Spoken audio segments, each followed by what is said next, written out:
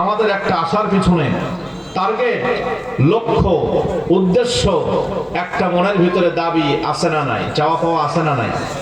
আচ্ছা, সেই দাবিটা কি, সেই চাওয়া পাওয়াটা কি আমাদের? বলেন, কি চান আপনি? এখানে যে কোরআন শুনতে আসলেন, আপনার একটা লক্ষ্য, উদ্দেশ্য আছে কোরআন শুনতে আসার পিছনে। খিচুড়ি চান না জান্নাত চান? এই যে লাইনে আসছেন, এবার জান্নাত চাই, খিচুড়ি চাই না। আলহামদুলিল্লাহ বলেন, আরো জোরে বলেন আলহামদুলিল্লাহ।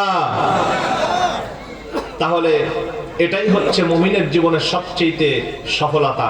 মুমিন যদি দুনিয়ার জীবন থেকে 60, 70, 80 বছরের জিন্দেগি থেকে যদি দুনিয়ায় থাকা অবস্থায় আল্লাহর জান্নাতটা হাসিল করতে পারে, তাহলে ওই মানুষটা সফল। তাছাড়া সফলতার আর কোনো সংজ্ঞা তার জীবনে নাই। জোরে বলেন ঠিক কিনা?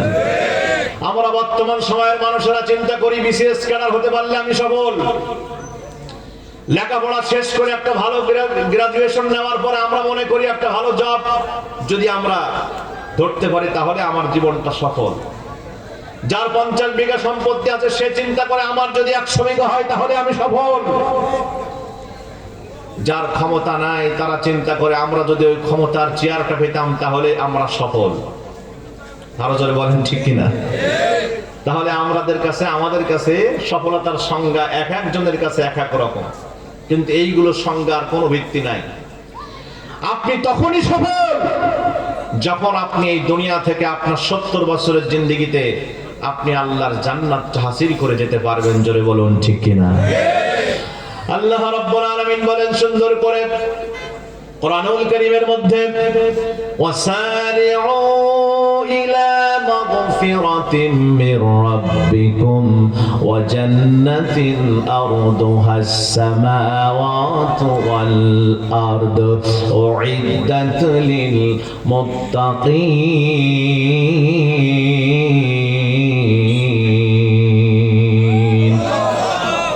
আল্লাহ রাব্বুল আলামিন বলেন, দৌড়াও তোমরা ওই ক্ষমার দিকে, ওই জান্নাতের দিকে তোমরা প্রতিযোগিতা করো, সবাই মিলে দৌড়াতে থাকো। যেই জান্নাত আমি আল্লাহ রাব্বুল আলামিন তোমাদের মধ্যে যারা মুত্তাকি বান্দা, পরেজগার বান্দা, আল্লাহওয়ালা, আল্লাহর ভয় যাদের মধ্যে আছে, যারা আল্লাহর হুকুম মেনে চলতে চায়, আমি আল্লাহ রাব্বুল আলামিন তাদের জন্য ওয়াদা করেছি। আর এমন এমন জান্নাত আমি আল্লাহ পাক তাদেরকে দান করব যেই জান্নাতের পরিধি হলো, দৈর্ঘ্য প্রস্থ হলো আসমান আর জমিনের মধ্যে যত ফাঁকা জায়গা আছে, এরকম এক একটি জান্নাত আমি আল্লাহ রাব্বুল আলামিন প্রস্তুত করেছি। এই ওয়াদা কার? আরো জোরে বলেন কার? আল্লাহ ওয়াদা খেলাফ করে? আমরা করি কিন্তু আল্লাহ খেলাফ করে না। সম্মানিত ভাইরা আমার, বন্ধুরা আমার, সামনে চললাম। তাহলে আমাদের সবার টার্গেট হলো আল্লাহর জান্নাত। আমরা জান্নাত পেতে চাই। আল্লাহ রাব্বুল আলামিন এই কোরআনুল কারীমটা এত সুন্দর করে সাজাইছেন, সন্নিবেশিত করেছেন। মহান আল্লাহ পাক যেখানে ইহদিনাস সিরাতাল মুস্তাকিমের কথা বলেছেন, তার পাশাপাশি আবার তিনি দলালার কথা বলেছেন, ভ্রান্ত পথের কথা বলেছেন। আমার আল্লাহ রাব্বুল আলামিন এই কোরআনটাকে এত সুন্দর করে সাজাইছেন, যেখানে মহান আল্লাহ পাক মুমিনের কথা বলেছেন, মুমিনের নামে সূরা নাজিল করেছেন, তার পাশাপাশি মুনাফিক কাফেরের নামে সূরা আছে না নাই? জোরে বলেন, আছে না নাই? আল্লাহ পাক এই কোরআনটাকে এত সুন্দর করে সাজাইছেন, সুবিন্যস্ত করেছেন, যেখানে মহান রব্বুল আলামিন জান্নাতের কথা বলেছেন, তার পাশাপাশি তিনি আবার জাহান্নামের কথা বলেছেন। যে আয়াতগুলো আমি তেলাওয়াত করেছি সূরা মুদ্দাসসির থেকে, শুরুতে সেখানে রব্বুল আলামিন শুরুতেই তোমাদেরকে জান্নাতের মেসেজ দিলেন। কিসের মেসেজ? জান্নাতের কথা শোনালেন। আল্লাহ রাব্বুল আলামিন বলেন, ফি জান্নাতিন ইয়াতাসাআলুন, জান্নাতি যারা হবে, জান্নাতে ঢোকার পরে জান্নাতে যাওয়ার পরে জান্নাতের মধ্যে বসে, ঝুলন্ত বারান্দায় বসে, সোফার মধ্যে জান্নাতে বসে, ঠেস দেওয়া বালিশের মধ্যে হেলান দিয়ে বসে একজন আর একজনের সঙ্গে দুনিয়ার খোশ আলাপ করতে থাকবে, দুনিয়ার ভালো ভালো কথাগুলো শেয়ার করতে থাকবে, একজন আর একজনের সঙ্গে ভাগাভাগি করতে থাকবে। ভাগাভাগি করতে করতে দুনিয়াবি সুখের কথাগুলো শেয়ার করতে করতে হঠাৎ করে নজর চলে যাবে জাহান্নামের দিকে। কিসের দিকে? মেইন গেটের কাছে, ফটকের কাছে যখন হাজির হয়ে যাবে, যে দেখতে পাবে জাহান্নামের গেটের কাছে একজন ফেরেশতা দাঁড়ায় আছে, তার নাম হলো মালিক। নাম কি? জোরে বলেন। ওয়াজ মুখস্থ করেন। আমি সহজ ভাষায় বোঝানোর চেষ্টা করতেছি, কারণ এই কথাগুলো যারা শোনেন ম্যাক্সিমাম একটু অল্প শিক্ষিত মানুষ, কোরআন হাদিসের কথা শুনতে চান বেশি। যারা বেশি শিক্ষিত তারা তো বেশি পণ্ডিত, তাই না? এই জন্য ওরা এসব জায়গায় আসে না। অল্প শিক্ষিত মানুষরা এখানে থাকেন বেশি। আলহামদুলিল্লাহ বলেন, আরো জোরে বলেন আলহামদুলিল্লাহ। এই জন্য যত সুন্দর করে সহজ করে বোঝানো যায় আমি চেষ্টা করব ইনশাআল্লাহ। জান্নাতীরা এবার জাহান্নামের মেইন ফটকের কাছে যখন আসবে, তাফসিরে জালালাইন শরীফের মধ্যে এসেছে, এখানে আরে ওলামা যারা আছেন কাল সকালবেলায় তাফসিরের মধ্যে দেখে নেবেন। জালালাইন শরীফের মধ্যে এই সূরা মুদ্দাসসিরের 40 থেকে 46 নম্বর আয়াতের ব্যাখ্যায় সেখানে আছে, মালিক ফেরেশতাকে জান্নাতীরা বলবে, ও মালিক, ওই জাহান্নামের মধ্যে আমার আত্মীয় স্বজন, ছেলে মেয়ে, আমার পরিচিত লোকেরা, আত্মীয়রা জাহান্নামী হয়েছে, তাদের অপরাধ কি একটু আমি জানতে চাই। মালিক ফেরেশতা বলবে, আমি বলতে পারবো না, বরঞ্চ তোমরা তোমাদের আত্মীয় স্বজন যারা জাহান্নামী হয়েছে তাদের কাছে এই জিজ্ঞেস করো, তোমাদের অপরাধটা কি ছিল যার জন্য তোমরা আজকে জাহান্নামী হয়েছে। এবার জান্নাতীরা বলবে, ও জাহান্নামীরা, আমাদের আত্মীয় স্বজন যারা জাহান্নামী হয়েছে, আমাদের আত্মীয় স্বজনেরা কোন কারণে, কি অপরাধের জন্য তোমরা আজকে জাহান্নামের মধ্যে আসলা, আমাদেরকে একটু শোনাও।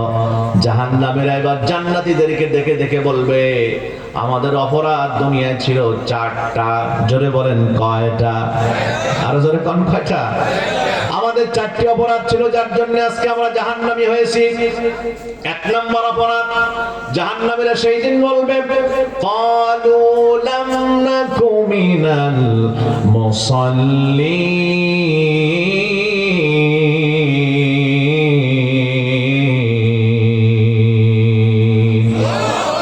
আর জোরে কোন আল্লাহু আকবার।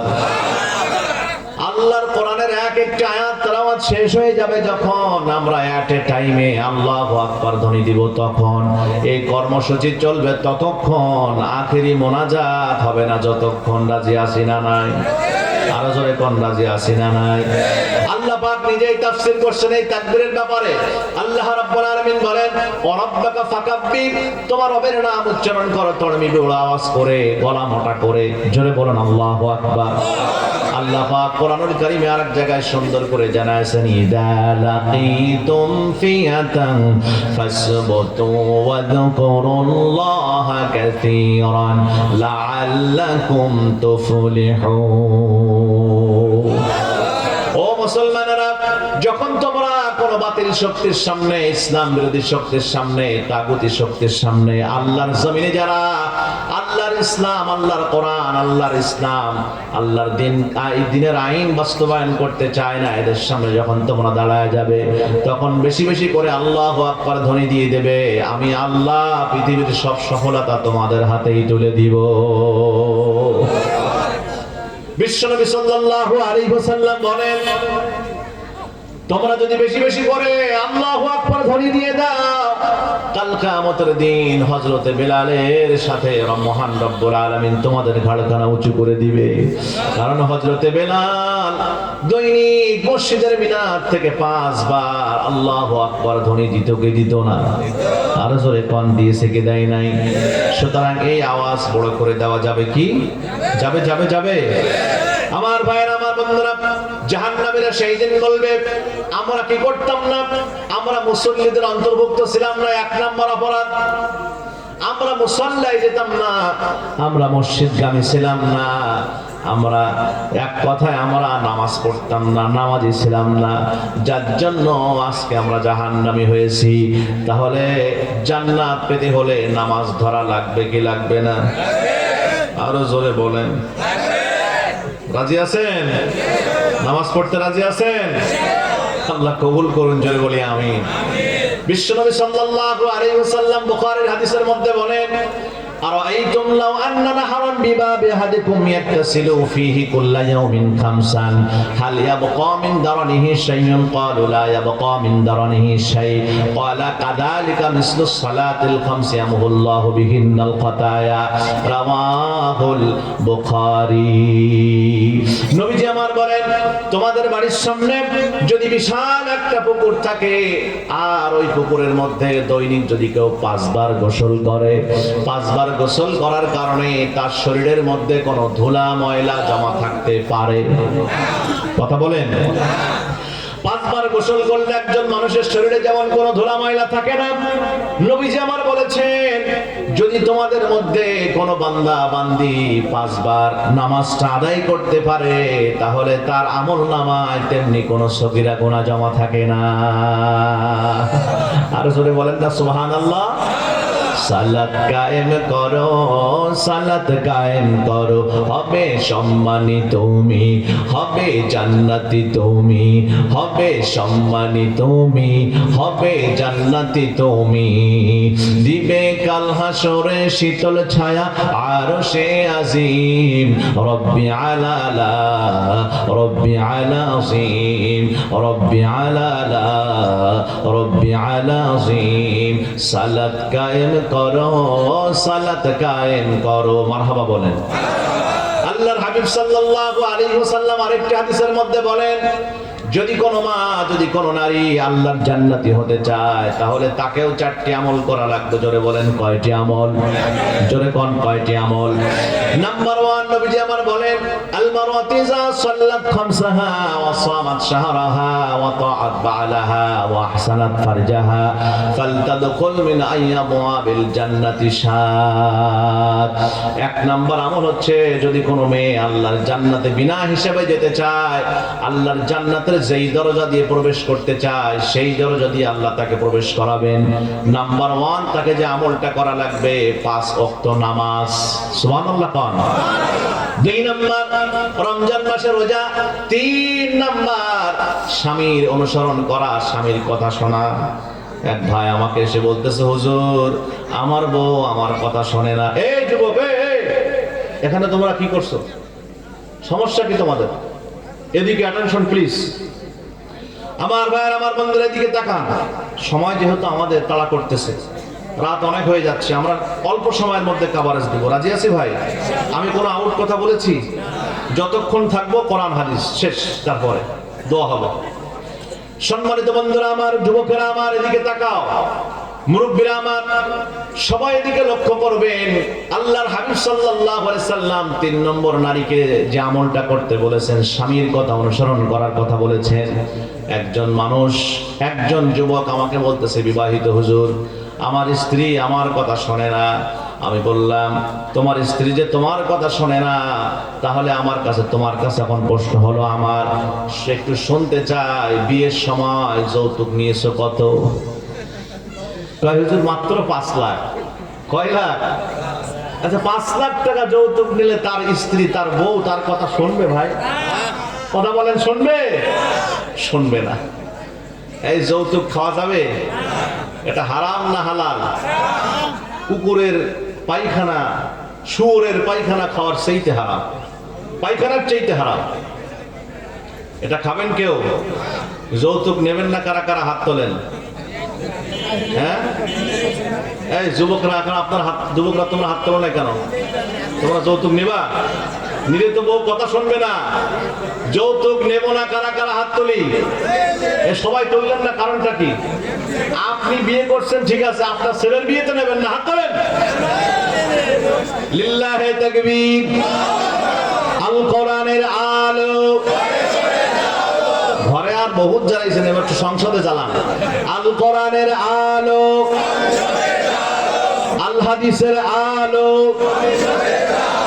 তোমার নেতা, আমার নেতা, দিল্লি না ঢাকা, দিল্লি না ঢাকা, গোলামি না আজাদি, নারে তাকবীর। হাত নামান। তাহলে আমরা কেউ যৌতুক নেব না, রাজি আছে সবাই? আল্লাহ কবুল করুন, জোরে বলে আমিন। আল্লাহর হাবিব সাল্লাল্লাহু আলাইহি ওয়াসাল্লাম নারীদেরকে আরেকটি আমলের কথা বলেছেন, সেটা হলো ওয়াহসানাত ফারজাহা, নিজের চরিত্র, নিজের ফুরুজ, নিজের লজ্জাস্থান হেফাজত করতে হবে। অর্থাৎ কোন নারী তার স্বামী ছাড়া অন্য কারো কাছে তার লজ্জা বিক্রি করতে পারবে না, লজ্জা বিলায় দিতে পারবে না। তার স্বামীর একমাত্র হক হলো তার লজ্জা, তার স্বামীর একমাত্র তার সতীত্বের হক, এই ছাড়া অন্য কোন পুরুষের কাছে যেতে পারবে? আরো জোরে বলতে হবে, যেতে পারবে। এই চারটি আমল যদি মেয়েরা করতে পারে, নবীজি আমার বলেছেন ফালতাদখুল মিন আইয়াবওয়াবিল জান্নাতি সাত, জান্নাতের যেই দরজা দিয়ে ওই নারী জান্নাত পেতে চায় সেই দরজা রব্বুল আলামিন তার জন্য ওপেন করে দিবে। আর জোরে বলেন সুবহানাল্লাহ। আমার ভাইরা, আমার বন্ধুরা, তাহলে জাহান্নামীরা বলবে আমরা এক নাম্বার নামাজ পড়তাম না, কি পড়তাম না? নামাজ পড়ার দরকার আছে না নাই? তাহলে নবীজির জীবনের শেষ যেই আমলটা ছিল, শেষ যেই বক্তৃতা ছিল, শেষ যেই কথা ছিল, সেটা হলো আসসালাত আসসালাত আসসালাত, আমার উম্মতেরা তোমরা নামাজ ছেড়ে দিও না। সুবহানাল্লাহ। আমার বন্ধুরা, আমার ভাইরা, 2 নাম্বার চলে গেলাম। 2 নাম্বার জাহান্নামীরা বলবে আমরা যে অপরাধটা করেছিলাম, ওয়ালাম নাকুনু তাইমুল মিসকিন, আমরা মিসকিনদেরকে খানা খাওয়াতাম না। এই আয়াতের ব্যাখ্যায় বলা হচ্ছে আমরা যাকাত দিতাম না, যাকাতের মধ্যে মিসকিনের হক আছে না নাই? আরো জোরে বলেন। আমরা ওসর দিতাম না, আমরা দান সদকা করতাম না, যার জন্য আজকে আমরা জাহান্নামী হয়ে গেছি। তাহলে দান সদকা, যাকাত, ওসর আদায় করা লাগবে কি লাগবে না? জান্নাত পেতে হলে লাগবে কি না? দাউদ আলাইহিস সালামের জামানায় একজন বুড়িমা ছিলেন, খুবই অভাবী, কিন্তু বুড়িমার দিলটা ছিল অনেক বড়, প্রশস্ত। একদিন এক ভিক্ষুক, কসাসুল কোরআন থেকে বলছি, কোন কিতাবের কথা? কসাসুল কোরআন। দাউদ আলাইহিস সালামের জীবনের ঘটনা আপনারা পেয়ে যাবেন। বুড়িমার মনটা অনেক বড়, কিন্তু বুড়িমার সম্পদ ছিল কম। একদিন এক ক্ষুধার্ত ব্যক্তি বুড়িমার কাছে এসে বলতেছে, ও বুড়িমা, আমি কয়েকদিন ধরে না খাওয়া, মেহেরবানি করে আমাকে কিছু খেতে দেন। বুড়িমার বাড়িতে একটা আটার খামির ছিল। বুড়িমা চিন্তা করলেন, এই আটার খামিরটা যদি আমি এখন এই ভিক্ষুককে, অসহায়কে যদি খাওয়ায় দেই, তাহলে রাতের বেলায় আমাকে না খেয়ে থাকা লাগবে। তখন ভিক্ষুকটা বলতেছে, ও বুড়িমা, আপনি তো সব দুপুর বেলায় খেয়েছেন, আমি তো দুপুরেও নয়, কয়েক ওয়াক্ত আমি না খাওয়া, আপনি আমার আগে বাঁচান। দেখেন, দান করলে আল্লাহ সম্পদ বাড়ায় না কমায়? সেজন্য কথাটা আমি আনলাম আপনাদের বোঝানোর স্বার্থে, কারণ আমরা জান্নাত চাই। কি চাই? জোরে বলেন, কি চাই? আমরা জাহান্নাম থেকে বাঁচতে চাই। এবার বুড়িমা কি করলেন, ওই একটা খামির সুন্দর করে একটা রুটি বানায়া ভিক্ষুককে দিলেন। ভিক্ষুক খাওয়ার পর ভিক্ষুক চিন্তা বললেন, ও বুড়িমা, আমি কিছু খেয়েছি, খাওয়ার কারণে আমার ক্ষুধা একটু নিবারণ হয়েছে, কিন্তু পরিপূর্ণ ক্ষুধা নিবারণ হয় নাই। পরিপূর্ণ ক্ষুধা আমার এখনো নিবারণ হয় নাই। ও বুড়িমা, আর কি বাড়িতে কিছু নাই? বলে, হ্যাঁ আছে কিছু কম, কিন্তু সেগুলো পিষে আনা লাগবে, তারপর খামির বানাতে হবে। শুনছেন, মনোযোগ আছে? কষ্ট হচ্ছে ভাই? খামির বানাতে হবে, খামির বানায়া রুটি বানাতে হবে, তারপরে আপনি খেতে পারবেন। বলছে, আমি আপনার বাড়ি পাহারা দিচ্ছি, আপনি যান পিষে আনেন। বুড়িমা পিষে আনার জন্য চলে গেলেন। যখন পিষে আনতেছেন, সমুদ্রের কিনারায় বাস করতেন, নদীর কিনারায়। যখন সমুদ্রের গা ঘেঁষে ঘেঁষে আসতেছেন, আটার প্যাকেট কাঁধের মধ্যে করে নিয়ে, হঠাৎ করে বাতাস একটা ঝাপটা দিয়ে আটার প্যাকেট সমুদ্রের মধ্যে নিয়ে ফেলে দিচ্ছে। বুড়িমা চিন্তা করলেন, তাহলে এখন কি করা যায়? ওদিকে আমার বাড়িতে অসহায় ক্ষুধার্ত ব্যক্তি বসা, ভিক্ষুক বসা আছে, অল্প খেয়েছে, একটা রুটিতে তার ক্ষুধা নিবারণ হয় নাই পরিপূর্ণ, সে খাওয়ার জন্য বসে আছে। তাহলে এখন কি করা যায়? আমি এখন এই জামানার যিনি নেতা, এই জামানার যিনি রাষ্ট্রের প্রধান, দাউদ নবীর কাছে আমি চলে যাই। দাউদ আলাইহিস সালামের দরবারে চলে গেলেন বুড়িমা, যে বললেন, ও দাউদ নবী, বাতাস আমার আটার প্যাকেট উড়াই নিয়ে গেছে, ভিক্ষুক বাড়ি বসা, ভিক্ষুককে খাওয়াবো বলে আটা পিষে নিয়ে আসতেছিলাম, গমগুলো পিষে বাড়ি যাচ্ছিলাম, মেহেরবানি করে আপনি আমার বিচার করে দেন, বাতাসের বিচার চাই, বিচার চাই। তারা কেমন রাষ্ট্র গঠন করেছিল আর আমরাও কেমন রাষ্ট্র গঠন করি? বাতাস একটা আটার প্যাকেট উড়াই নিয়ে গেছে, তার জন্য একজন অসহায় মানুষ রাষ্ট্রের যিনি প্রধান তার কাছে যে বিচার দাবি করে। আর আমার সন্তানকে গুলি করে হত্যা করা হয় তোমার রাস্তাতে, আজ পর্যন্ত আমরা পরিপূর্ণ বিচার পাই নাই। জোরে কোন ঠিক কিনা? আওয়াজ দিয়ে চিৎকার দিয়ে বলুন ঠিক কিনা? সম্মানিত ভাইরা আমার, বন্ধুরা আমার, যারা রাষ্ট্রের দায়িত্ব পাচ্ছেন, যারা নিয়েছেন, আপনাদের বিচার কিন্তু আল্লাহর দরবারে হবে। হবে কি হবে না? আরো জোরে কোন? সিয়ার যত বড় হিসাবও তত বড়। আপনি আমি একটা পরিবারের প্রধান, আমার হিসাব হবে ওই পরিবারকে নিয়ে। কিন্তু জানি ওয়ার্ডের প্রধান, তার হিসাব হবে ওয়ার্ড, গোটা ওয়ার্ডকে নিয়ে। যিনি ইউনিয়ন প্রধান, তার গোটা ইউনিয়নের হিসাব হবে। যিনি পৌরসভার প্রধান, গোটা পৌরসভার হিসাব তাকে কাল কিয়ামতের দিন আল্লাহর দরবারে জবাবদিহি করা লাগবে কি লাগবে না? যিনি গোটা এমপি সাহেব, এলাকার এমপি যিনি, গোটা জেলা, তাকে কিন্তু সেই জেলার হিসাব আল্লাহর দরবারে দেওয়া লাগবে না? কথা বলতে হবে, লাগবে না? গোটা দেশের যিনি প্রধানমন্ত্রী হতে যাচ্ছেন, হিসাবটা আল্লাহর দরবারে দেওয়া লাগবে। এই দুনিয়ার হিসাব শেষ হিসাব না। জোরে কোন ঠিক কিনা? সম্মানিত ভাইয়েরা আমার, বন্ধুরা আমার, বুড়িমা চলে গেলেন। দাউদ আলাইহিস সালামের দরবারে যেয়ে বলতেছেন, দাউদ নবী বিচার চাই, বিচার চাই। দাউদ আলাইহিস সালাম বললেন, ও বুড়িমা, আমি তো আপনার বিচার করতে পারবো না, কারণ বাতাস আমার কথা শোনে না। আমি বিচার করতে পারবো না। তবে হ্যাঁ, আপনার জন্য একটা ফয়সালা আমার কাছে আছে, একটা রায় আমার কাছে আছে, একটা সমাধান আমার কাছে আছে আপনার এই বিপদ থেকে উদ্ধার করার জন্য। আপনার আটা চলে গেছে 1 প্যাকেট, আমি আপনার জন্য রাষ্ট্রের কোষাধ্যক্ষ থেকে, বাইতুল মাল থেকে আপনার জন্য 2 প্যাকেট আটা দিলাম, বাড়িতে চলে যান। বুড়িমা 2 প্যাকেট আটা কাদের মধ্যে করে নিয়ে চলে যাচ্ছেন, বাড়ির দিকে রওনা হয়েছেন। যখন দাউদ নবীর মেইন ফটকের কাছে যখন যে হাজির হয়েছেন, সামনে দাঁড়ায় গেছে এক যুবক। যুবক বলতেছে, ও বুড়িমা, যখন আপনি বাড়ির মধ্যে ঢুকলেন তখন এমটি পকেট, কিছুই নাই আপনার হাতে। আপনি যখন বের হচ্ছেন তখন আপনার কাদের মধ্যে 2 প্যাকেটের মধ্যে কি আছে বলে, এই ঘটনা। সংক্ষেপ করছি, সামনে যাচ্ছে আমি। এই কারণে দাউদ আলাইহিস সালাম, আমি বাতাসের বিচার চেয়েছি, বিচার না করে আমাকে 2 প্যাকেট আটা দিয়ে ছেড়ে দিয়েছে। বলে, আপনি আবার দাউদ নবীর কাছে ফিরে যান। বলে, না, আটা আমি চাই না, বাতাসের বিচার চাই, বিচার চাই, বিচার চাই, করা লাগবে। দাউদ আলাইহিস সালামের দরবারে আবার বুড়িমা চলে গেলেন। যে আটা ফেরাই দিয়ে বললেন, ও দাউদ নবী, আটা আমি চাই না, বাতাসের বিচার চাই। দাউদ আলাইহিস সালাম চালাক, নবীরা কিন্তু চালাক সবাই। পৃথিবীতে যবে নবী আসছেন সবাই কিন্তু চালাক ছিলেন।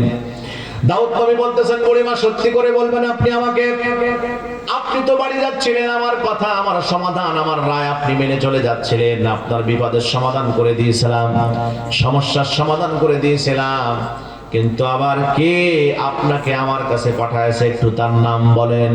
বুড়িমা বলতেছে, আমি নাম বলতে পারি, কিন্তু তার বিরুদ্ধে কোনো অ্যাকশন নেওয়া যাবে না, সাজা কার্যকর করা যাবে না। বুড়িমা বলতেছেন, যখন এই কথা দাউদ আলাইহিস সালাম বলতেছে, ঠিক আছে, আমি সাজা কার্যকর করব না, নামটা বলেন। বুড়িমা তখন বলতেছেন, এই রাজদরবারের শাহজাদা আপনার সন্তান সুলাইমান আমাকে আবার ফেরাইয়া দিয়েছে। লিল্লাহি তাকবীর। সুলাইমানকে সঙ্গে সঙ্গে ডাকা হলো, বাপ নবী, বেটা নবী, আল্লাহু আকবার বলেন। সুলাইমানকে ডাকা হলো, সঙ্গে সঙ্গে বলা হলো, ও সুলাইমান, বুড়িমার বিচার আমি কেমন করে করব, বাতাস আমার কথা শোনে না, তুমি বুড়িমাকে আমার কাছে আবার ফেরাই দিয়েছো কেন? তখন সুলাইমান আলাইহিস সালাম বলতেছেন, ও আব্বাজান, নবীরা আল্লাহর কাছে চাইলে নবীদের দোয়া আল্লাহ কখনো ফেরাই যায় না। আপনি 2 রাকাত নামাজ পড়ুন, 2 রাকাত নামাজ পড়ে আল্লাহর দরবারে হাত তুলবেন, হাত তোলা শেষ হবে, আপনার বিচার শুরু হয়ে যাবে, বুড়িমার বিচার শুরু হয়ে যাবে, বাতাস হাজির হয়ে যাবে। আপনি আল্লাহর কাছে একটু চান, অবশ্যই আল্লাহ আপনার দোয়া মঞ্জুর করে নেবেন। এখান থেকে আরেকটা শিক্ষা বের হয়, আমরা যখন বিপদে পড়ব, আল্লাহর কাছে যখন আমরা কোনো কিছু চাইব, তখন নামাজের মাধ্যমে আমাদেরকে চাইতে হবে, রাজি আছি না নাই? রাজি আছি সবাই? আগে আল্লাহকে জানাতে হবে। প্রিয় ভাইরা আমার, বন্ধুরা আমার, মায়েরা আমার, মা বোন নাকি আছে? এবার দাউদ আলাইহিস সালাম সঙ্গে সঙ্গে সন্তানের কথা মতো সিজদায় পড়ে গেলেন। 2 রাকাত নামাজ শেষ করে আল্লাহর কাছে হাত তুললেন। হাত তোলার সঙ্গে সঙ্গে হাত নামানো শেষ, বাসারে বাতাস এসে বলতেছেন, হুজুর লাব্বাইক। বলছেন কি বলবেন বলেন, ডাকছেন কেন? হযরত দাউদ আলাইহিস সালাম বলেন, আমি ডাকলাম এই জন্য, বুড়িমার আটার প্যাকেট কেন উড়াই নিয়ে গেছো, আগে জবাব দাখিল করো। বাতাস বলতেছে, আমি আল্লাহর কথা ছাড়া কারো কথা মানি না। বাতাস বলতেছে, আমি কেন নিয়ে গেছি তাহলে শোনেন। ওই যে একটা বিশাল সমুদ্র দেখা যায় কি যায় না, একটু তাকায় দেখেন উঁচু হয়ে, তাকায় দেখলেন সমুদ্র তো দেখা যায়। সমুদ্রের মাঝখান থেকে একটা ছোট্ট জাহাজ আস্তে আস্তে কিনারার দিকে আসতে দেখতে পান? বলে হ্যাঁ দেখতে পাই। এই জাহাজ যখন সমুদ্রের মাঝ বরাবর ছিল, চলতে চলতে হঠাৎ করে একটা বরফখণ্ডে জাহাজের তলদেশে আঘাত করে, আঘাত করার সঙ্গে সঙ্গে জাহাজ ছিদ্র হয়ে যায়। জাহাজের মধ্যে পানি ওঠা শুরু হয়ে যায়। জাহাজের নারী পুরুষ যারা, তারা আল্লাহর কাছে কান্নাকাটি শুরু করে দেয়, আয় আল্লাহ তাআলা, তুমি তো আমাদের হায়াতের মালিক, তুমি আমাদের মওতের মালিক। তুমি চাইলে আমাদেরকে মারতে পারো, তুমি চাইলে আবার আমাদেরকে বাঁচাতে পারো। আমার আল্লাহ সব পারে কি পারে না? আওয়াজ দিয়ে বলতে হবে, সব পারে কি পারে না? কিন্তু যখন আমরা ক্ষমতায় যাই এই কথাগুলো ভুলে যায়। হ্যাঁ, ভুলে যায় কি যায় না? দীর্ঘ 17-18 বছর যারা ক্ষমতায় ছিলেন, প্রায় 15-16 বছর, একাধারে তারা এই কথাটা ভুলেই গিয়েছিল একেবারে, যে আল্লাহ কিছুই পারে না, আমরা যা পারি তাই হবে, আমরা যা পারি আর দুনিয়ার কেউ পারে না। আল্লাহর প্রতি বিশ্বাস একেবারে উঠেই গিয়েছিল। কথা বলেন ঠিক কিনা? এই জন্য তারা মাঝে মাঝে টার্গেট দিত 41 সাল। এই টার্গেট দিয়েছে কি দেয় নাই? কথা কন্যা করো, দিয়েছে কি দেয় নাই? তারা কখনো কল্পনা করেনি যে 2024 সালের 5 আগস্ট দুপুর বেলায় রান্না করা ভাত ফালাই থুয়ে বাবার মামার বাড়িতে চলে যাওয়া লাগবে, হ্যাঁ মামুর বাড়ি দিল্লি যাওয়া লাগবে, এই চিন্তা কখনো তারা করে নাই। জোরে আওয়াজ দিয়ে বলেন ঠিক কিনা? কষ্ট হচ্ছে? বোঝানোর সাথে বললাম, এই চিন্তা করে মানুষ যখন ক্ষমতায় থাকে তখন আর আল্লাহর প্রতি ভরসা থাকে না। সব চতুর্দিকে তাকায়, সব আমার লোক আমার লোক, কিন্তু আপনার লোকের মধ্যেই যে ঘাপটি মেরে অন্যের লোক আছে এই চিন্তা করে না। সম্মানিত ভাইরা আমার, বন্ধুরা আমার, এবার দাউদ আলাইহিস সালামকে এবার বাতাস বলতেছেন, ও দাউদ নবী তাকায় দেখেন, ওই যে জাহাজ যখন ছিদ্র হয়ে গেছে, যখন বুড়িমা চলতেছিলেন ওই সমুদ্রের কিনারা দিয়ে, চলতে চলতে হঠাৎ করে চলতে চলতে আল্লাহ পাক আমাকে অর্ডার করলেন, এখন মোক্ষম সময়, যেহেতু ওই জাহাজের মানুষেরা কান্নাকাটি করতেছে আর তারা মান্নত করা শুরু করে দিয়েছে, আল্লাহ যদি জানে বেঁচে যায়, জাহাজের যত সম্পদ আছে সব সম্পদ আমরা তোমার পদে সদকা করে দিব। বিশ্বনবী আমার বলেন, সাদাকাতু তারাদ্দুল বালা, সদকা করলে বিপদ আল্লাহ কি করে দেয়? পরিবর্তন করায় দেয়। কি করে দেয়? আমার ভাইরা আমার, বন্ধুরা, তারা যখন আল্লাহর দরবারে মান্নত করেছে, মহান রব্বুল আলামিন বাতাসকে পাঠিয়ে দিয়েছেন, দিয়ে বললেন বাতাস চলে যাও, যা বুড়িমা আটার প্যাকেট নিয়ে যায় সমুদ্রের কিনারা দিয়ে একটা ঝাপটা দিয়ে জাহাজের তলায় ফেলায় দাও, আমি আল্লাহ রব্বুল আলামিন জাহাজের ছিদ্র বন্ধ করে দিব। আল্লাহ পারে কি পারে না? জোরে বলেন, পারে কি পারে না? আল্লাহ পাক জাহাজের ছিদ্র বন্ধ করে দিয়েছেন, বুড়িমা চলে যাচ্ছেন। দাউদ আলাইহিস সালাম বললেন, বুড়িমা দাঁড়ান, এখনো বিচার শেষ হয় নাই, শেষ করতে দেন বিচার আমার।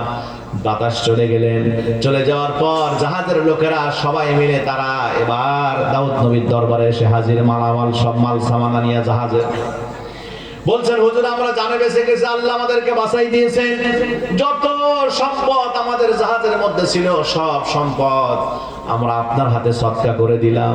আপনি এলাকার এই জনপদের অসহায় মানুষ যারা, তাদেরকে আপনি সদকা করে দিবেন, আমরা ফি সাবিলিল্লাহ করে দিলাম, এগুলো দান করে দিলাম। দাউদ আলাইহিস সালাম বললেন, বুড়িমা সব সম্পদ আমি রাখবো না, রাষ্ট্রের বাইতুল মালে আমি রাখতে চাই না, অর্ধেক সম্পদ আমি তোমাকে দিতে চাই, অর্ধেক সম্পদ নিয়ে তুমি বাড়ি যাও, আর অর্ধেক সম্পদ রাষ্ট্রের অসহায় লোকদেরকে আমি দিতে চাই। জোরে কান সুবহানাল্লাহ।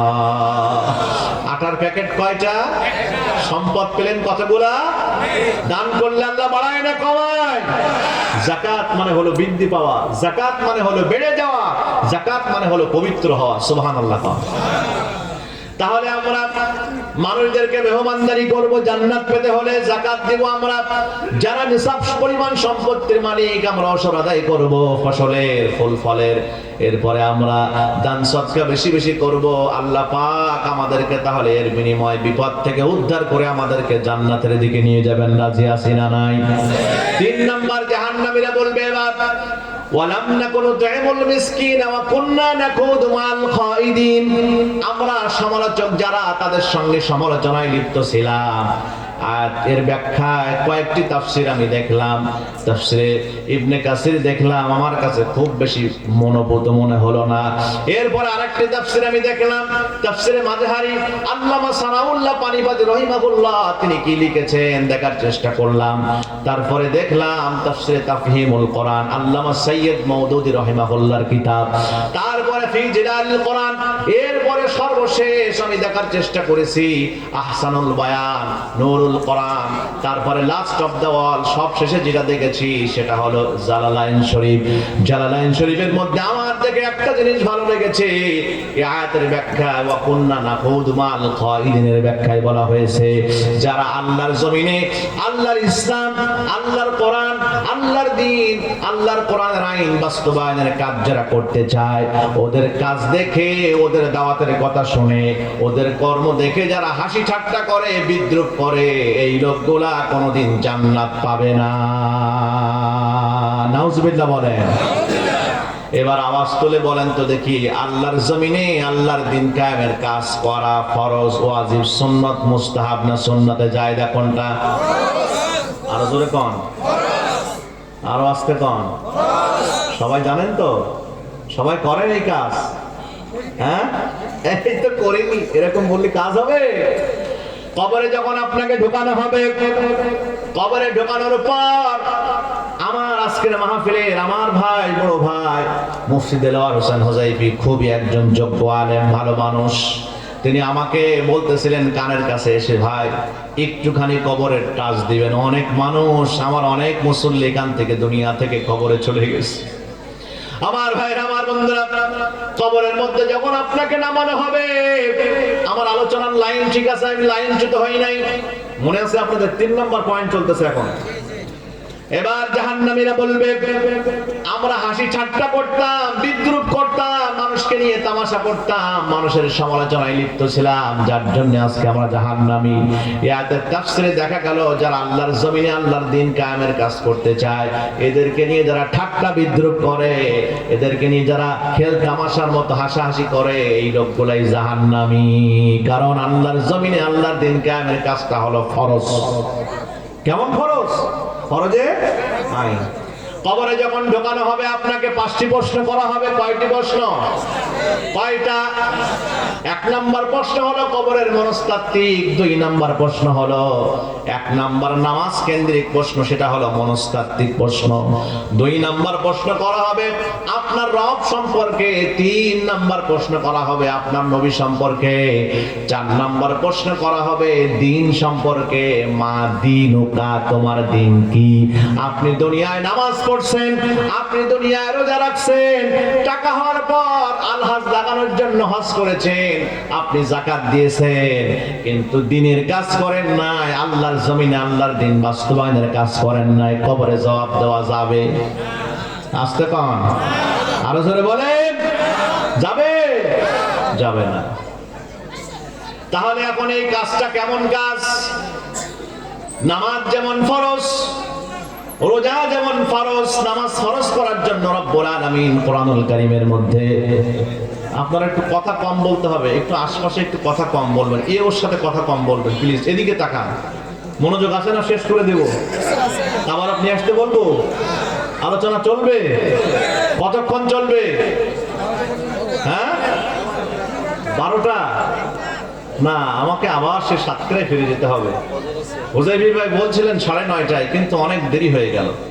যাই হোক, চলুন আমরা আর অল্প সময় থাকবো, এই আলোচনাটা একটু কভারেজ দিয়ে আমরা এখান থেকে বিদায় নেব। জোরে বলি ইনশাআল্লাহ। আমার কাছে হুজুর আছে? আছে বিরিয়ানি? আলহামদুলিল্লাহ বলেন। বিরিয়ানি আছে, বিরিয়ানিও পাবেন আপনারা, একটু ধৈর্য ধরেন। হ্যাঁ, রাস্তায় যারা একটু কথা বলছেন একটুখানি যান তো, সবাই না, দুই একজন ভলেন্টিয়ার ভাইরা একটুখানি একটু থামায় দেন, আমাদের কানে কথা আসলে ডিস্টার্ব হয় কথা বলতে। এদিকে এবার তাকান, এদিকে তাকান, এদিকে আমার দিকে।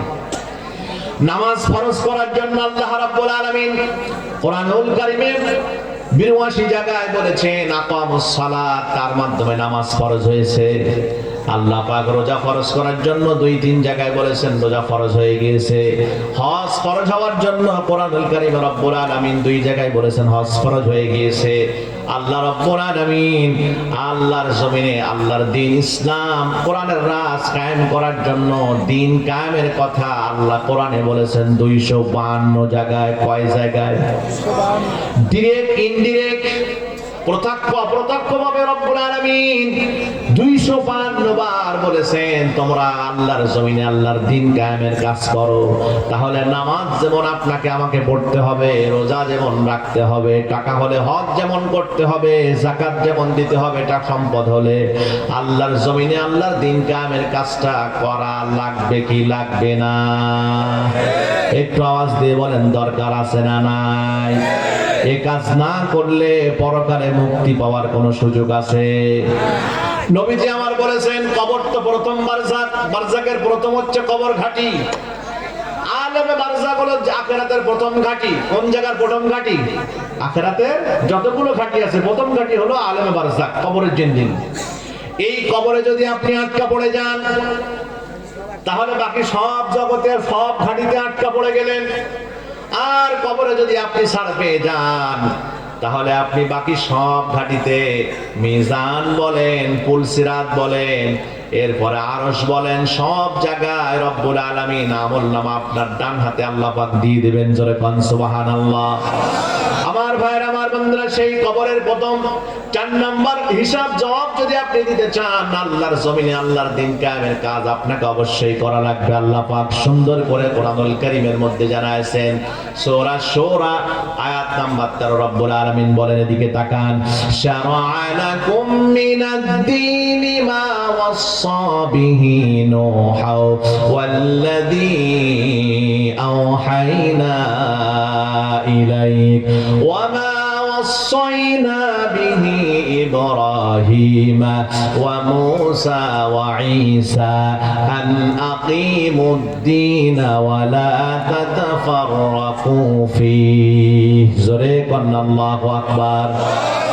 আল্লাহ রাব্বুল আলামিন বলেন, আমি মূসা নূহ আলাইহিস সালামের শরীয়তের মধ্যে যেই হুকুম দিয়েছিলাম, যেই নির্দেশনা দিয়েছিলাম, ওই একই হুকুম আমি আল্লাহ মূসা আলাইহিস সালামের শরীয়তে দান করেছি।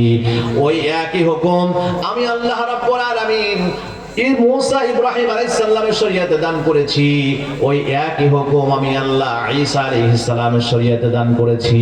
ওয়া আওহাইনা ইলাইক, নবী হে, আপনার শরীয়তেও আপনার জন্য সেই একই নির্দেশনা, সেই একই ওহী, সেই ওহী হলো নির্দেশনা হলো এই, আন আকিমুদ্দীন ওয়া লা তাতাফাররাকু ফি, আল্লাহর জমিনে আল্লাহর দ্বীন প্রতিষ্ঠার কাজ করতে হবে। এ ব্যাপারে কোনো মত পার্থক্য, দলাদলি, তর্কাতর্কি চলবে না।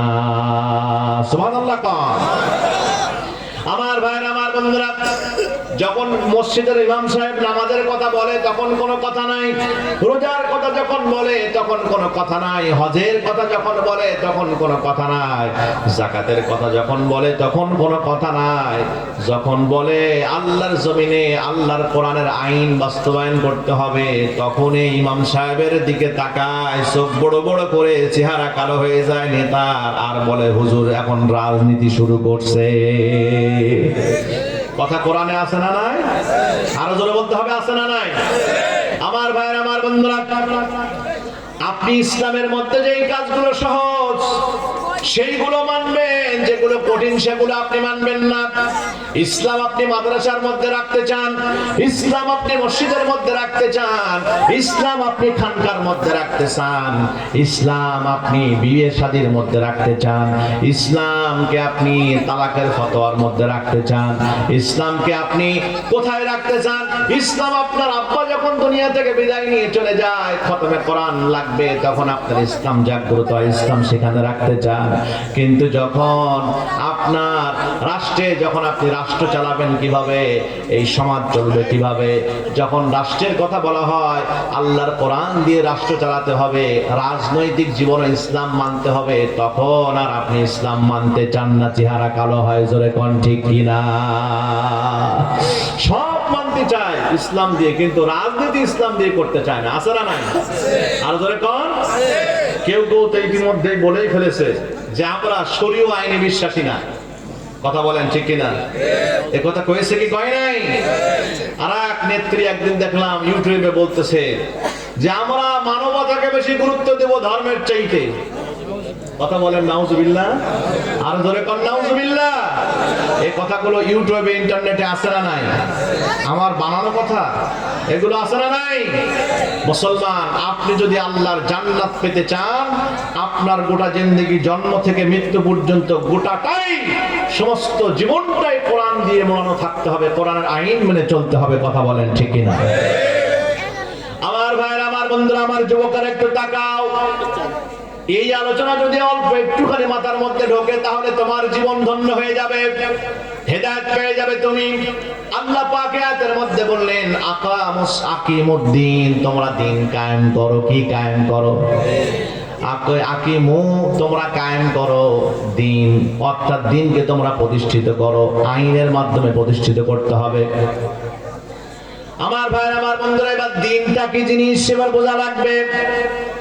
দিনের কয়েকটি অর্থ করা হয়েছে, প্রায় 8 থেকে 9টি অর্থ পাওয়া যায়। দিনের 1 নম্বর অর্থ হলো, দিন মানে হলো পরকাল। দিন মানে কি? আমার দিকে মনোযোগ আছে? কষ্ট হচ্ছে? আল্লাহ রাব্বুল আলামিন বলেন মালিক ইয়াউমিদ্দিন। এখানে দিন শব্দ আছে না নাই? কোরআনে আরেক জায়গায় বলছেন দিন মানে হলো ধর্ম। দিন মানে কি? আল্লাহ রাব্বুল আলামিন সূরা সাফের মধ্যে বলেন হুয়াল্লাযী আরসালা রাসূলাহু বিল হুদা ওয়া দীনিল হাক্কি লিইযহিরাহু আলাদ-দীনি কুল্লিহি ওয়ালাউ কারিহাল মুশরিকুন ওয়ালাউ কারিহাল কাফিরুন ওয়া কাফা বিল্লাহি শাহীদা। জোরে কোন আল্লাহু আকবার। বলেন নবী হে, আমি আপনাকে দুনিয়ায় পাঠাইছি, আমার একটা লক্ষ্য উদ্দেশ্য আছে। সেই লক্ষ্য উদ্দেশ্য হলো দুনিয়ায় যত ধর্ম আছে সব ধর্মের উপরে আমার দিনকে বিজয়ী করা। জোরে কোন সুবহানাল্লাহ। আমার ধর্মকে বিজয়ী করা। কোরআনে আরেক জায়গায় বলেন লা ইকরাহা ফিদ-দীন, দিনের মধ্যে কোনো বাড়াবাড়ি নাই। এখানে দিন মানে ধর্ম, ধর্মের মধ্যে কোনো বাড়াবাড়ি নাই। 3 নম্বর ইকরার দিনের অর্থ হলো, 3 নম্বর যে অর্থ করা হয়েছে, দিন মানে হলো ইসলাম। দিন মানে কি? জোরে বলেন। আল্লাহ রাব্বুল আলামিন সূরা মায়দার 3 নম্বর আয়াতের মধ্যে সুন্দর করে জানাইছেন আল ইয়াউমা আকমালতু লাকুম দীনাকুম ওয়া আতমামতু আলাইকুম নি'মাতি ওয়া রাদিতু লাকুমুল ইসলাম দীনা। জোরে কোন আল্লাহু আকবার। আল্লাহ পাক এখানে যে দিনের কথা বলেছেন, এই দিন মানে হলো ইসলাম। দিন মানে কি? আর জোরে বলেন ইসলাম। দিনের 4 নম্বর অর্থ হলো, দিন মানে হলো আইন। দিন মানে কি?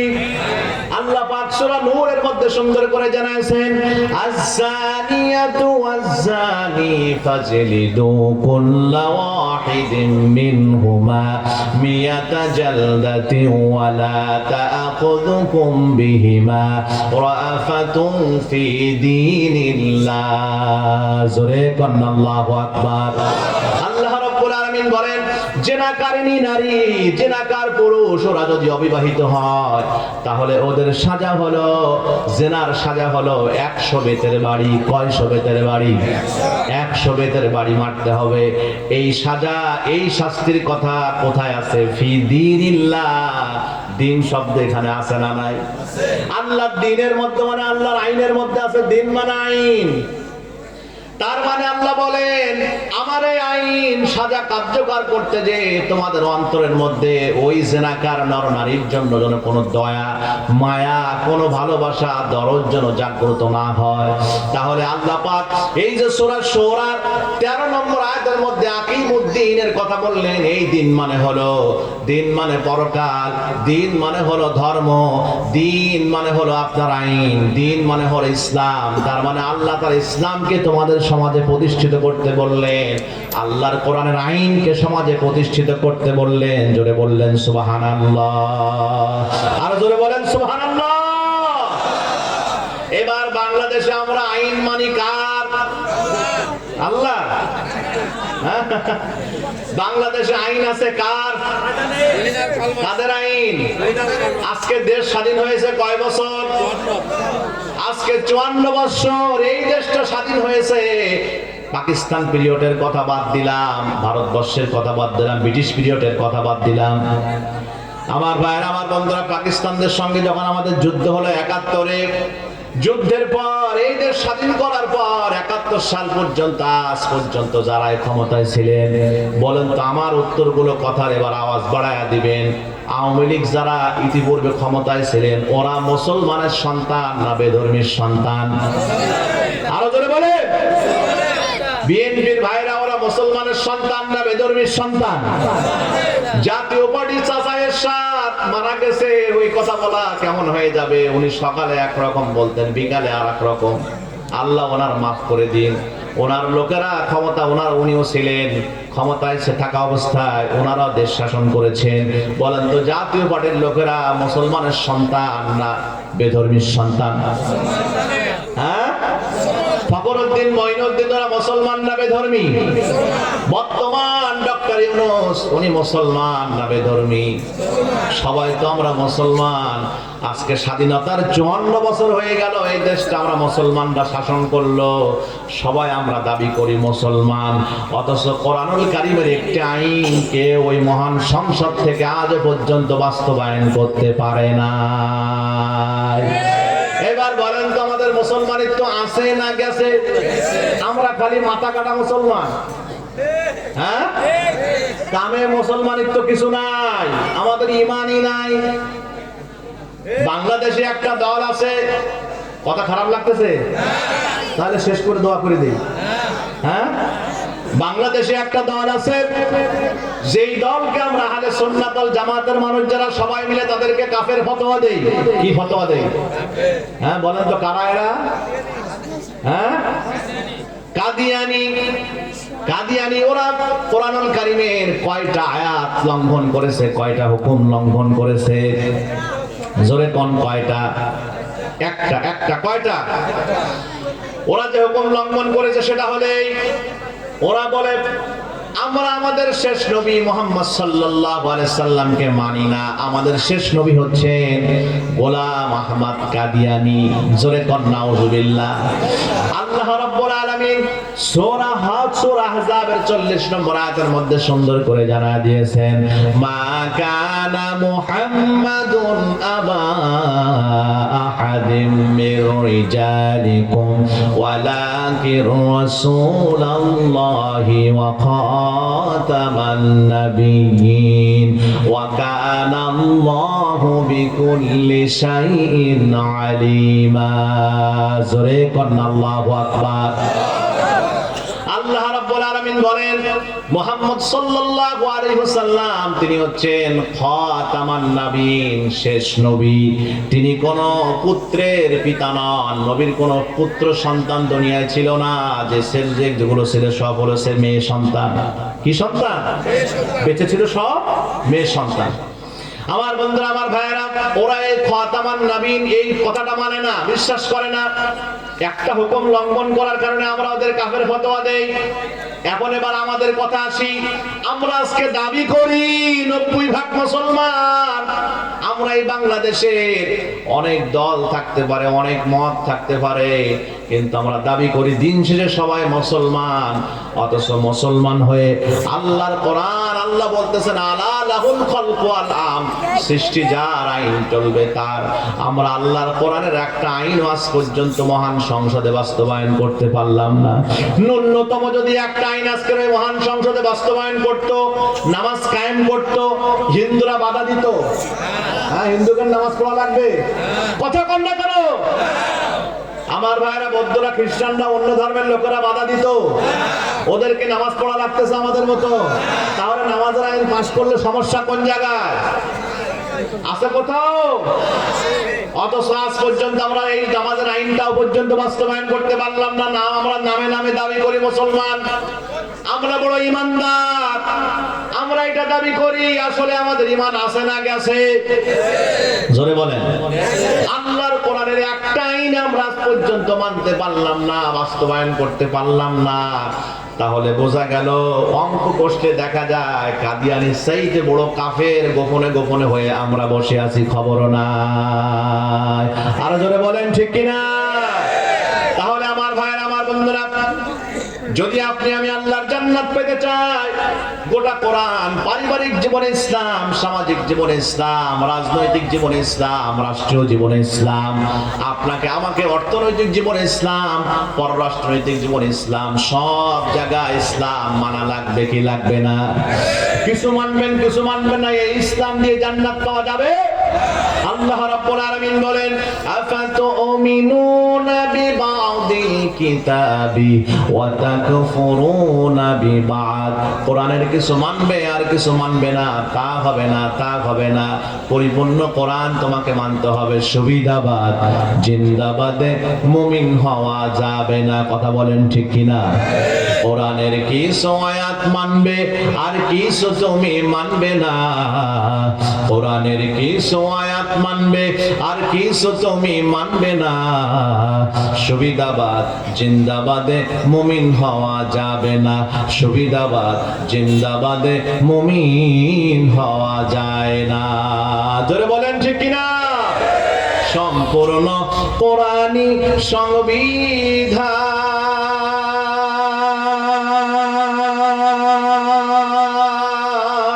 যারা আংশিক না মানিলে হবে কি তার মান রে?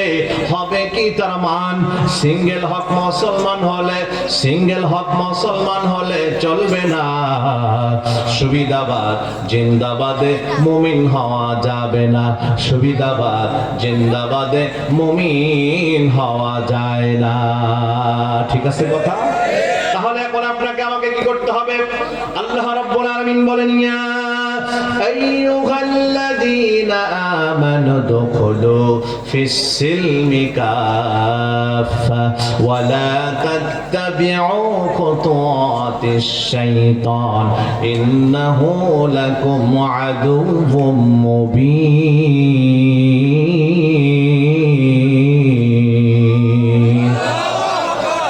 আল্লাহ রাব্বুল আলামিন বলেন, তোমরা পরিপূর্ণভাবে ইসলামের মধ্যে দাখিল হও, তাই ছাড়া জান্নাত পাওয়ার কোনো সুযোগ নাই।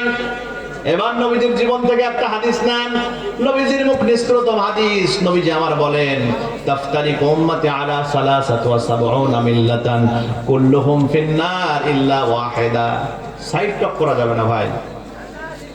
আল্লাহর হাবিব বলেন, শেষ জামানায় কিয়ামতের আগে আগে আমার উম্মতেরা 73 দলে ভাগ হবে। জোরে বলেন কয় দল?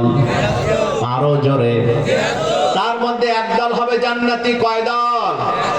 আরো জোরে বলেন না কেন, কয় দল? নবীজি আমার বলেছেন, যখন এক দল, সাহাবারা প্রশ্ন করলেন, ইয়া রাসূলুল্লাহ, ইয়া হাবিবাল্লাহ, যে একটি দল আল্লাহর জান্নাতি হবে, সেই দলটি কারা? সেই দলটি কোন দল? নবীজি আমার বলেন, মা আনা আলাইহি আসহাবি, সেই একটি দল হলো আমি বিশ্বনবী সাল্লাল্লাহু আলাইহি সাল্লাম।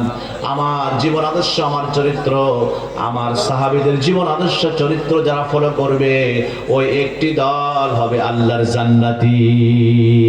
এবার আমার কথায় আসুন, ভালো করে শুনুন। দেখুন তো দেখি, আল্লাহর নবী সাল্লাল্লাহু আলাইহি সাল্লাম, সাহাবারা শুধু নামাজ পড়েছেন, রোজা রেখেছেন, হজ করেছেন, যাকাত দিয়েছেন, কিন্তু আল্লাহর জমিনে আল্লাহর দ্বীন কায়েমের কাজ করে নাই। জোরে বলেন। তাহলে আমাদের করা লাগবে লাগবে কি লাগবে না জান্নাত পেতে হলে? রাজি আছেন কারা কারা? হাত তোলেন। আল্লাহ হাতগুলো কবুল করুন, জোরে বলে আমিন। আর জোরে বলি আল্লাহুম্মা আমিন। এবারে এই কাজ কবে থেকে করবেন? হ্যাঁ, এখন থেকে শুরু করা লাগবে। সবাই রাজি আছি না নাই? আরো জোরে বলেন রাজি আছি না নাই? আল্লাহ কবুল করুন। আচ্ছা, এই কাজ মেয়েদের করা লাগবে না? এই যুবক ভাইরা দিকে তাকান। এই কাজ মেয়েদের করার দরকার নাই, খালি পুরুষরাই করবে। আল্লাহর জমিনে আল্লাহর দ্বীন কোরআনের আইন কায়েমের কাজ। হ্যাঁ, মেয়েদেরকে এই কাজ করা লাগবে। তার প্রমাণ আমি ছোট্ট করে নবীজির জীবন থেকে একটু দিয়ে যাই। নবীজির স্ত্রী মা খাদিজা রাদিয়াল্লাহু তাআলা আনহার নাম আপনারা শুনেছেন কি শোনেন নাই?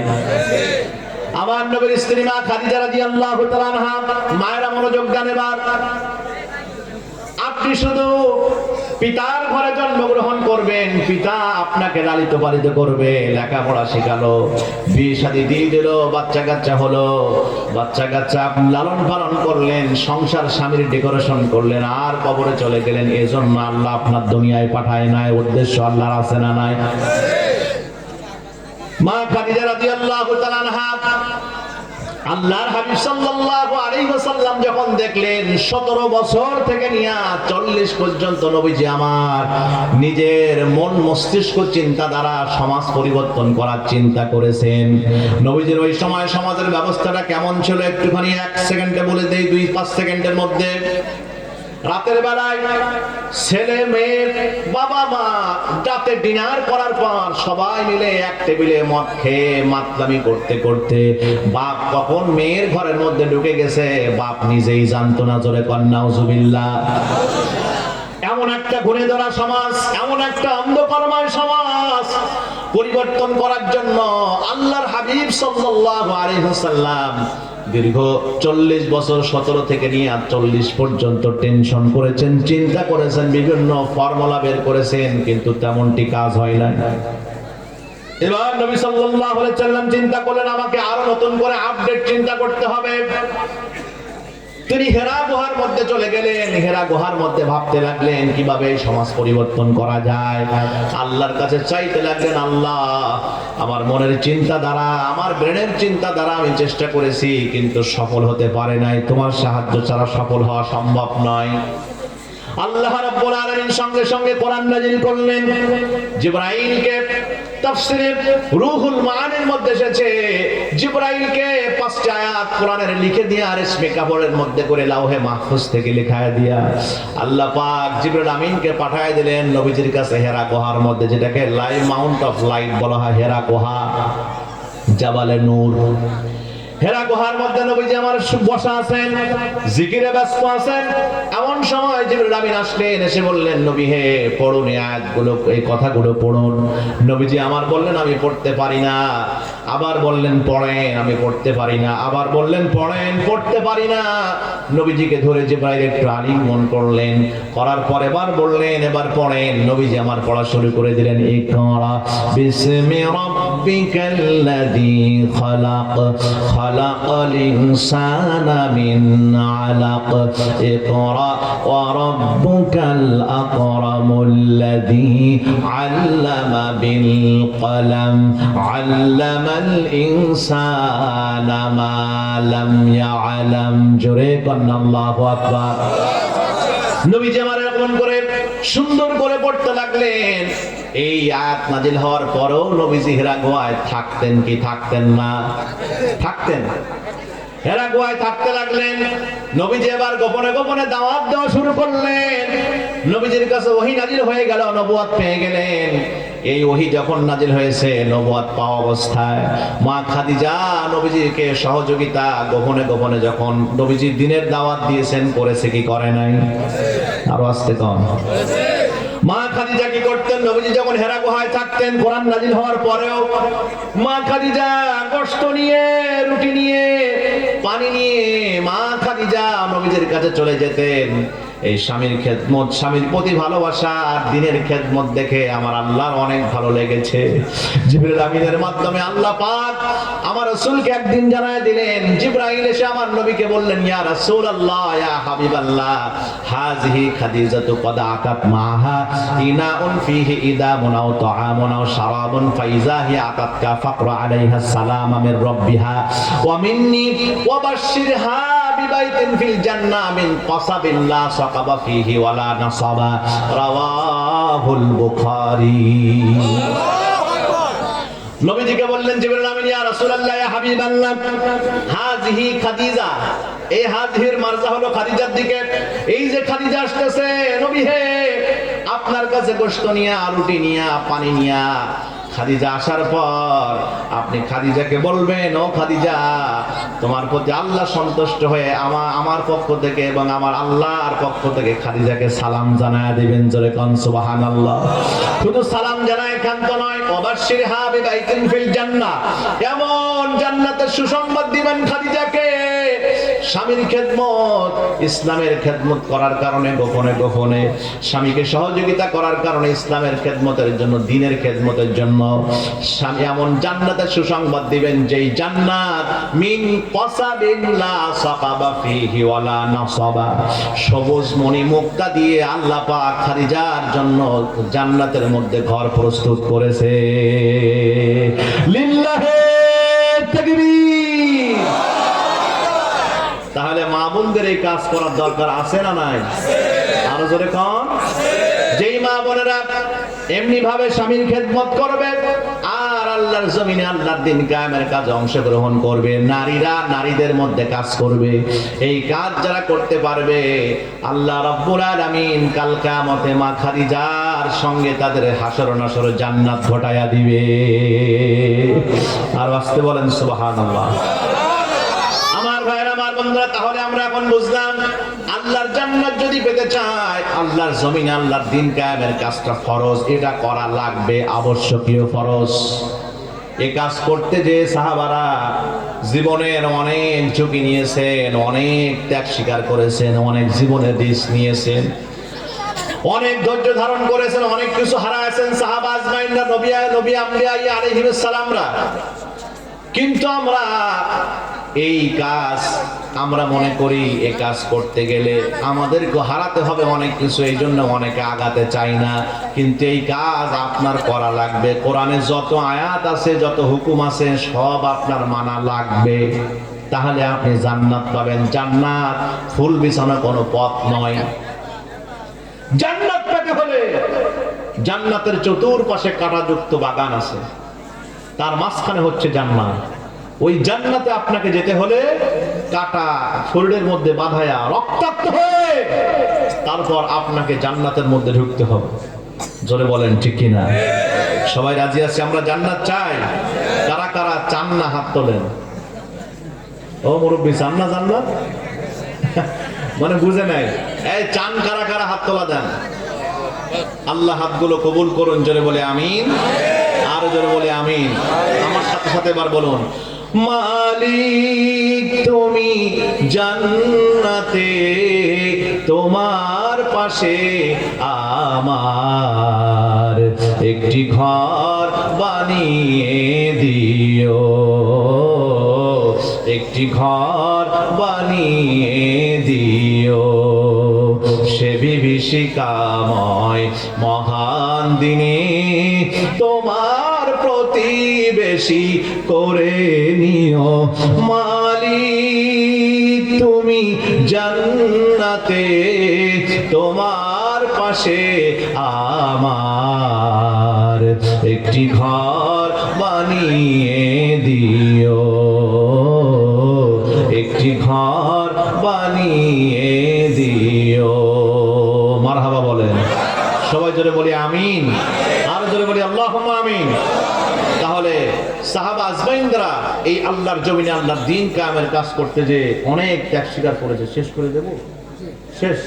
শেষ কালে আর দরকার নেই, আজকে পর্যন্তই থাক। আমার অসমাপ্ত আলোচনা ফিনিশিং এবার। তাহলে জান্নাত পেতে হলে 4 নম্বর যে কাজটা করতে হবে, 3 নম্বর চলে গেল। জাহান্নামীরা বলবে আমরা নামাজ পড়তাম না, আমরা যাকাত দিতাম না, আমরা আল্লাহর জমিনে আল্লাহর দ্বীন কায়েমের কাজ যারা করতো ওদেরকে দেখে হাসি ঠাট্টা করতাম। কথা বলেন ঠিক কিনা? এই কথা অনেকে আছে না, হাসি ঠাট্টা করে না? হ্যাঁ, আমরা একটু এই ইসলামের দাওয়াত দেই, আল্লাহর জমিনে আল্লাহর দ্বীন বাস্তবায়নের কাজের কথা বলি, তাই বলে সামনে আগান। অনেকে আমাদেরকে বলছে হুজুর যতই ওয়াজ করেন না কেন, ভোট যদি হয় 30টার বেশি সারা বাংলাদেশে আসন পাবেন না। এরকম ঠাট্টা মশকরা হাসি আমাদের সাথে করে কি করে না? কথা কন না কেন, করে কি করে না? সিট একটাও যদি না পায়, আল্লাহর জমিনে আল্লাহর দ্বীন কায়েমের কথা যতদিন বাঁচবো বলার দরকার আছে না নাই? বলতে হবে কি হবে না? এ কাজ করতে হবে কি হবে না? অবশ্যই করা লাগবে এই কাজ। এই কাজ থেকে দূরে থাকার কোনো সুযোগ নাই। সম্মানিত ভাইয়েরা আমার, বন্ধুরা আমার, তবে হ্যাঁ, আমার আগে একজন মুরব্বী, উনি বিশ্ববিদ্যালয়ের টিচার, উনি অনেক গবেষক লেখক, তিনি বলছিলেন অনেক সুন্দর সুন্দর কথা তিনি বলছিলেন। তার মধ্যে একটি কথা ছিল নির্বাচন। প্রিয় ভাইয়েরা আমার, বন্ধুরা আমার, এই যে নির্বাচন সামনে আসতেছে, বলুন তো ভোটটা, ভোট শব্দের অর্থ হচ্ছে সমর্থন করা। কি করা? কি করা? চয়েস করা, পছন্দ করা। আপনি যদি কোনো খারাপ লোককে চয়েস করেন, পছন্দ করেন, তার জন্য পরকালে কিন্তু আপনার আল্লাহর দরবারে আসামির কাঠ গড়ায় দাঁড়াতে হবে। আরো আসতে কন, আরো আসতে বলেন। কিছু নামাজি লোক নামাজ পড়ে, রোজা রাখে, হজ করে, যাকাত দেয়, মাথায় টুপি আছে, মুখে দাঁড়িয়ে আছে, কিয়ামতের দিন যখন আল্লাহর দরবারে উঠবে, শেষ করতেছি আমি, আল্লাহর দরবারে যখন উঠবে তখন তার আমলনামা যখন আল্লাহর সামনে দিবেন, ইকরা কিতাবাকা কাফা বিনাফসিকাল ইয়াউমা আলাইকা হাসিবা, প্রত্যেকের এরকম বই আকারে আমলনামা থাকবে। আশরাফুজ্জামান এখানে লেখা থাকবে, আব্দুর রহমান লেখা থাকবে, আব্দুর রহিম লেখা থাকবে, প্রত্যেকের এরকম আলাদা আলাদা আমলনামা থাকবে। যখন আমলনামা ওপেন করা হবে, এই ভাই একটু খুচরা পয়সা, একটু ঠান্ডা হয় না তোরা? এই খুচরা পয়সা যেখানে থাকে এরা বাজাবে, খালি বাঁচতেই থাকে। ঠিক আছে, আল্লাহ ওদেরকে হেদায়েত দান করুন, জোরে কোন আমিন। একটু পরে বিরানি আসতেছে, একটু রেডি হও, একটু তার সামনের দিকে আসেন, তো এই ফাঁকা জায়গাগুলো পূরণ করে যান, একটু জিকির দেন সুবহানাল্লাহ ওয়ালহামদুলিল্লাহ। আসেন আসেন আসেন, এই ফাঁকা জায়গা ফিল আপ করে দেন। ওই গেটের কাছে অনেক ভাই আমাদের দাঁড়াতে পারতেছে না, কষ্ট হচ্ছে, আপনারা এদিকে একটু চলে আসেন, চলে আসেন। জিকির দেন সুবহানাল্লাহ ওয়ালহামদুলিল্লাহ লা ইলাহা ইল্লাল্লাহ লা ইলাহা আল্লাহু আল্লাহ আল্লাহু আল্লাহ, জোরে আল্লাহু আল্লাহ আল্লাহু আল্লাহ লা ইলাহা আল্লাহু আল্লাহু, কি যে মধুর নাম, ধরার তামাম মনি মুক্তাই, পান্না হীরা সোনা দানায় হয় না তাহার দাম। আল্লাহু আল্লাহু, কি যে মধুর নাম, লা ইলাহা ইল্লাল্লাহ লা ইলাহা লা ইলাহা। আল্লাহ আল্লাহ জপ মন, জপ আল্লাহ আল্লাহ, সবাই বলি আল্লাহ আল্লাহ জপ মন, জপ আল্লাহ আল্লাহ। জীবন হবে ফুলে ফুলে, জীবন হবে ফুলে ফুলে নূরে উজালা। আল্লাহ আল্লাহ জপ মন, জপ আল্লাহ আল্লাহ লা ইলাহা। এদিকে জায়গা আছে, ফিল আপ করে দেন, এইদিকে ফাঁকা জায়গা। লা ইলাহা লা ইলাহা, যে নাম জপে আদম পেলেন ভুলের মাফি, অগ্নিকুণ্ডে ইব্রাহিমের সে নাম ছিল কাফি। ঠিক কিনা বলো? যে নাম জপে আদম পেলেন ভুলের মাফি, অগ্নিকুণ্ডে ইব্রাহিমের সে নাম ছিল কাফি, যে নাম নিয়ে নূহের তরি, যে নাম নিয়ে নূহের তরি পার হয় উর্মিমালা।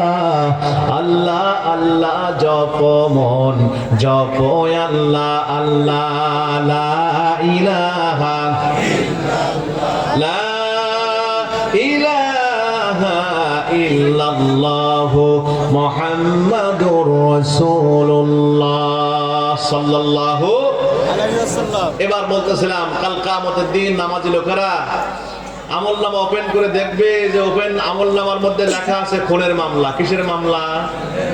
আরো আস্তে কম। লেখা থাকবে চাঁদাবাজির মামলা।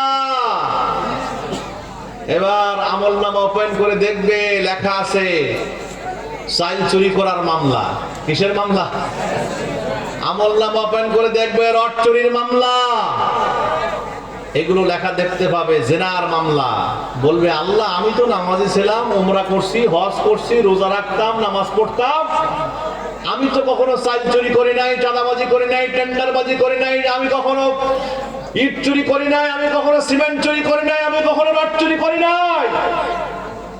আল্লাহ বলবেন তুই যারা সমর্থন দিছিলি, আমি আল্লাহ তো কোরআনে বলেই দিয়েছি মাই ইয়াশফা শাফাআতান হাসানাতান ইয়াকুন লাহু নাসিবুম মিনহা ওয়া মাই ইয়াশফা শাফাআতান সাইয়্যাতান ইয়াকুন লাহু কিফলুম মিনহা।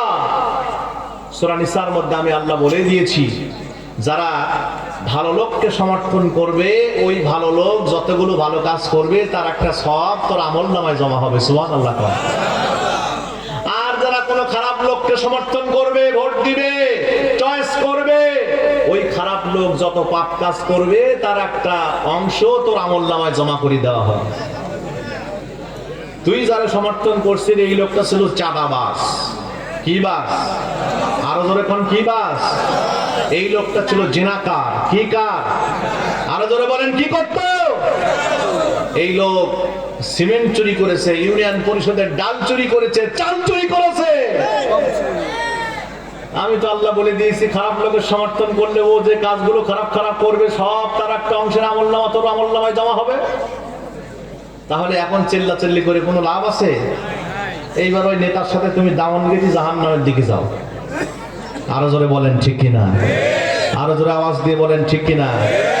এইবার সিদ্ধান্ত আপনাদের। সামনে আসতেছে ফেব্রুয়ারির 12 তারিখ। কি করবেন কি না করবেন আমি খুলে খুলে বলে দিয়ে গেলাম। সিদ্ধান্ত নেওয়ার দায়িত্ব আপনাদের। আল্লাহ আপনাদেরকে কবুল করুন, হেদায়েত দান করুন। জোরে কোন আমিন। আর জোরে বলে আমিন। 4 নম্বর জাহান্নামীরা বলবে অকুন্না নুকাদ্দিমু বিয়াউমিদ্দিন। আমরা আখিরাত বিশ্বাস করতাম না। There is no God, answer is nothing. তারা বলতো আল্লাহ বলতে কিছু নাই, যা দেখা যায় না তা মানি না। আচ্ছা অনেক কিছুই তো দেখা যায় না। অক্সিজেন আছে, মানুষ অক্সিজেন ছাড়া বাঁচে না, বিশ্বাস করেন? কখনো চোখে দেখছেন? তো চোখে দেখেন নাই তাহলে বিশ্বাস কেন করেন? অনেক কিছুই দেখা যায় না তারপরে বিশ্বাস করা লাগে। হাসনাহেনার ফুলের ঘ্রাণ সন্ধ্যার পর থেকে ছড়ানো শুরু হয়, আছে না নাই? কখনো দেখছেন? তাহলে কেন বিশ্বাস করেন? অনেক কিছুই দেখা যায় না তারপরও আমরা বিশ্বাস করি আল্লাহ আছে না নাই? সুম্মাস্তাওয়া আলাল আরশ। আমার আল্লাহ আরশে আজিমে আছেন, সমসীন। জোরে কোন সুবহানাল্লাহ। আরো জোরে বলেন সুবহানাল্লাহ। তাহলে আমরা যারা জান্নাত পেতে চাই আমরা আল্লাহ আছে বিশ্বাস করি, আল্লাহর কোরআন বিশ্বাস করি, ফেরেশতা আছে বিশ্বাস করি, আমরা আখিরাতের ভালো মন্দ বিশ্বাস করি, আমরা জান্নাত বিশ্বাস করি, আমরা জাহান্নাম বিশ্বাস করি। করি কি করি না? আলেমে বারজাক আছে বিশ্বাস করি কি করি না? আল্লাহ রাসূলের সুপারিশ আছে বিশ্বাস করি কি করি না? ফুলসিরাত বিশ্বাস করি কি করি না? তাহলে আপনার জন্য এবার জান্নাত ওপেন। আলহামদুলিল্লাহ বলেন। আল্লাহ পাক আমাদেরকে এগুলো আজকে যে কথাগুলো শুনলাম আমি সহ সকলকে আমল করার তৌফিক দান করুন। কেউ কি আমার কথায় কষ্ট পেয়েছেন? কোরআন দিয়ে কথা বলেছি, কষ্ট পাইলে কিছু করার নাই। এর জন্য আমি মাপ চাইতে পারবো না। আমার ব্যক্তিগত কোনো কথা বলতে যে যদি ভুল হয়, আমার নিজের জীবনের কোনো কথা, তার জন্য মাপ চাইবো। কিন্তু কোরআন থেকে কথা বলেছে আমি এর জন্য কারো কাছে মাপ চাইবো না। ঠিক আছে কথা? কোরআন সত্য না মিথ্যা? আর জোরে কোন সত্য কিতাব না মিথ্যা কিতাব? আল্লাহ আমাদেরকে সকলকে সেই সত্য বোঝার তৌফিক দান করুন, আমিন। ওয়া আখিরু দাওয়ানা আলহামদুলিল্লাহি রাব্বিল আলামিন। আসসালামু আলাইকুম ওয়া রাহমাতুল্লাহি ওয়া বারাকাতুহু। Thanks for watching Janasatya Islamic media, সত্যের পথে ইসলামের আলো।